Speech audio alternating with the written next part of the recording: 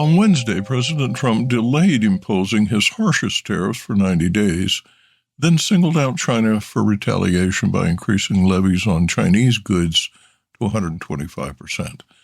The new levies are in response to China's 84% duties on U.S. goods and cumulatively raised the cost of importing tea from 7.5% in January to at least 125%.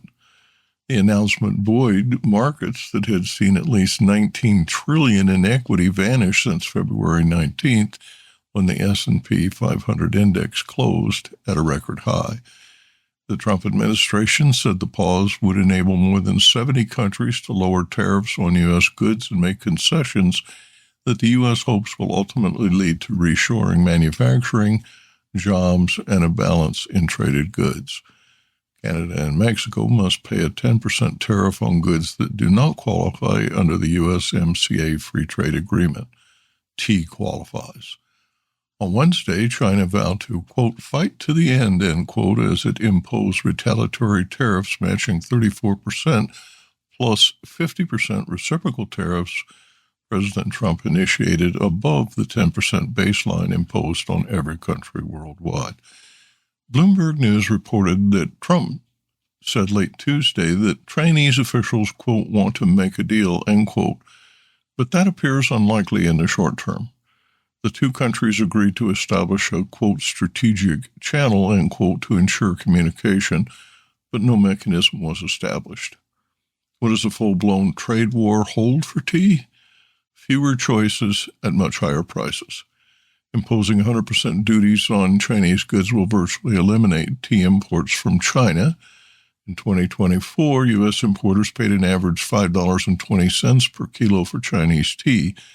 Will they pay $11.70 per kilo for the same quality tea in 2025? Reciprocal tariffs directed at Cambodia, India, Vietnam, Thailand, Japan, South Korea will significantly increase the cost of tea for consumers facing a recession. Tea arriving from the tea lands for the past century was deemed, quote, non-competitive, end quote, and entered duty-free.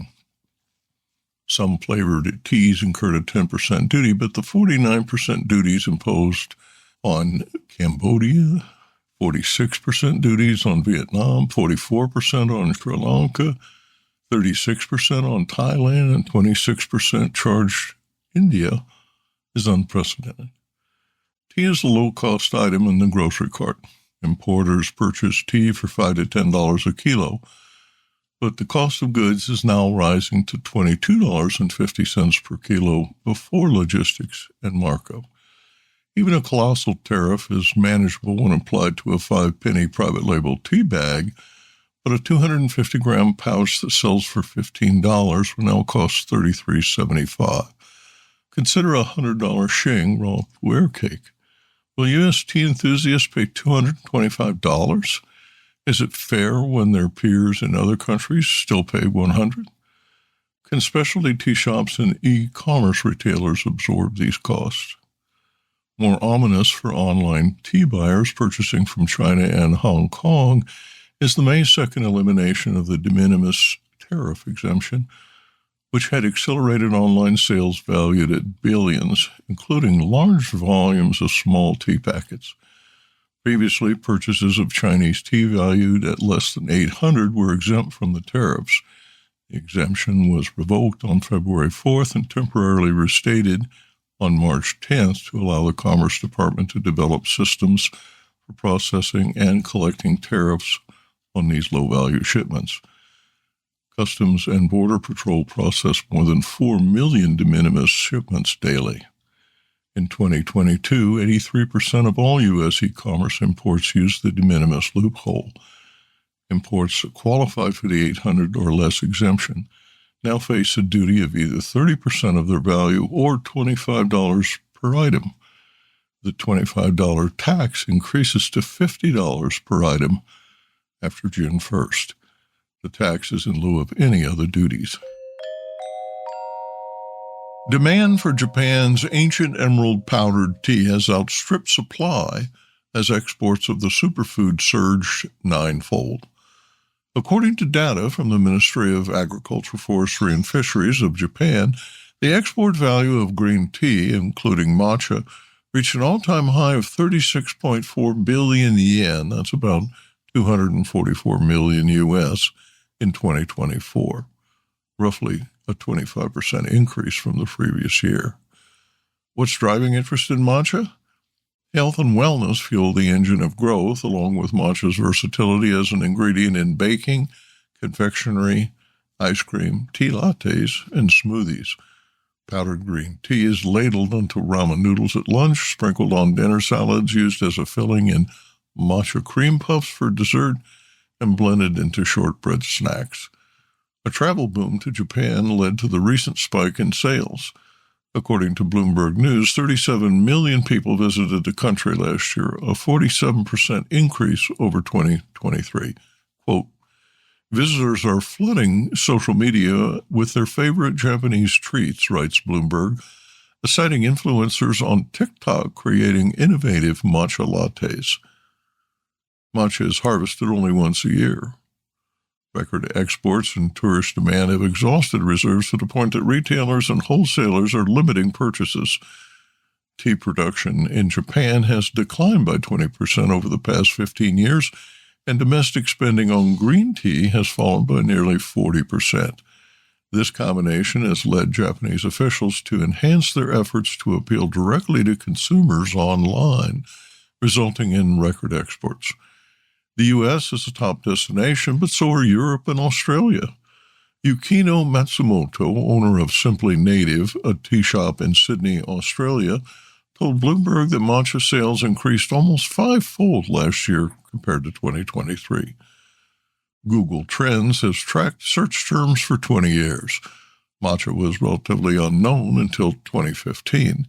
The index's interest over time matcha trend line gradually eclipsed that of green tea over the next 10 years, spiking after the pandemic. In March 2025, the index climbed to 100. Last week, April 6th to 12th, it indexed at 100 again. Over the past year, the strongest interest by region has been in Central Europe and Asia. In Singapore, the trend line indexed at 100 during the past year. Japan's high is 91. The Philippines indexed at 53, and Hong Kong indexed at 48. In Australia, the trends index reached 70. In Canada, the index hit 51. In the U.S., 43. And in the UK, 38. Czechia indexed at 51, followed by the Netherlands at 48, Poland 35, and Germany 43. Matcha conversations are trending upward in Cyprus, the UAE, Qatar, Lebanon, and Kuwait. The 20-year average for matcha is 18 on the index, about half that of green tea. But the one-year average on the Google Trends Interest Over Time Index is 62 compared to 39 for green tea. Japanese green teas are setting records overall. Last August, the unit price for first-pick leaves in Uji averaged $32 per kilo, up 16% compared to 2024. Total sales were $31.7 million at the annual auction, with volume increasing by 44% to 1,126 metric tons. Business Insight. Retailer Ian Chun in Kyoto comments, quote, what concerns me is that this global boom in matcha primarily benefits large-scale manufacturers and may accelerate the decline of small-scale artisanal farms and factories. Import brands driving demand seek high-quality artisanal products on one hand, but desire to scale to a large size on the other. Quote, the inefficiency inherent in artisanal production, many small producers making small batches, contradicts the idea of producing at scale. Even if a factory aggregates leaves from many small farms, farmers don't benefit as much, he said. 265 million Chinese drove home for the 3-day Qing tomb-sweeping holiday on April 4th, officially starting the 2025 tea harvest year. According to the Ministry of Transport, Culture, and Tourism, another 20 million traveled by train, an 8.4% increase compared to 2023, and a new single-day record. Skies were fair for the 1.79 million who arrived by plane. These record numbers of travelers illustrate a significant rebound in domestic travel during the 2025 Qing Festival. The ministry writes that tourism revenue reached $8 billion, that's 58 billion won, up 6.7% from 2024. According to Statista Market Research, China harvested 3.3 million metric tons of tea in 2023, a total expected to grow to 3.65 million metric tons over the next 4 years. This amounts to half of the world's tea. China's compound annual growth rate is projected at 4.5%. Varying conditions across China's key tea-producing regions impacted early harvest and quality in the 2025 pre-Qingming tea season. Early April was warm and welcoming in most of the tea lands. On March 10th, Dongsheng in Jiangsu province became the first region to begin harvesting leaves that are used to make Bailuchun green tea.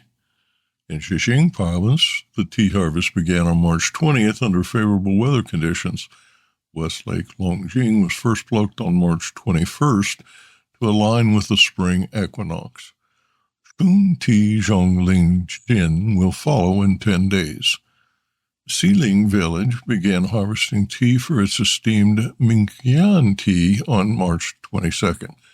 However, the harvest in Pu'er was delayed until April due to limited rainfall in March, which slowed budding and resulted in smaller leaves. Leaves that grow slowly are more compact and flavorful after the winter dormancy, suggesting an exceptional aroma profile and quality teas in 2025. Persistent low temperatures and continuous rains in the early days of spring also delayed budding in the Wuyi Mountains, where only a small quantity of pre-Qingming tea was harvested. In Anhui, farmers began plucking tea as early as mid-March. In Wuhu, the harvest was fully underway by April 3rd. Tea will be harvested in higher elevations up to 6,500 feet in late April or May. These teas include Huangshang Maofeng, Mao of Mei, Da Hong Pao, Yung Sha, Kimon, and Jinjume. Biz Insight. German market research firm Statista project China's at-home hot tea market, that's tea purchased in grocery and convenience stores, at $51 billion in 2025. Tea consumed away from home in restaurants, bars, and the nation's 892,000 tea rooms will generate $64.1 billion for a combined $115.1 billion market, according to Statista. Totals exclude herbal, instant, iced, and tea-derived ready-to-drink beverages. Produced by Audavita Studios. Connect your voice to the world.